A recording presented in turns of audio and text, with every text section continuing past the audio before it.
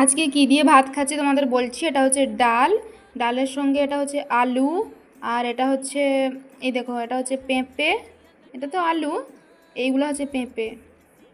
পেঁপে মানে পেঁপেগুলো একটু ইয়ে হয়ে গেছে, এই যে পেঁপে, এটা পেঁপে। তারপরে এটা হচ্ছে আম, মিষ্টি আম। তারপরে এটা হচ্ছে করলা বাটা, করলা তেতো তেতো লাগবে করলা বাটা। তারপরে এটা হচ্ছে আলু, আলু দেওয়া হয়েছে। তারপরে এই জিনিসটা দেওয়া হয়েছে, এটার নাম কি আমি জানি না। তারপরে হচ্ছে ঢেঁড়স, এই যে ঢেঁড়স দেওয়া হয়েছে। তারপরে এই যে বরবটি, এই যে বরবটিগুলো, এই বরবটি দেওয়া হয়েছে। আর এটা হচ্ছে মানে এটা হচ্ছে একটা শাক, এই শাকটা কি নাম জানি না।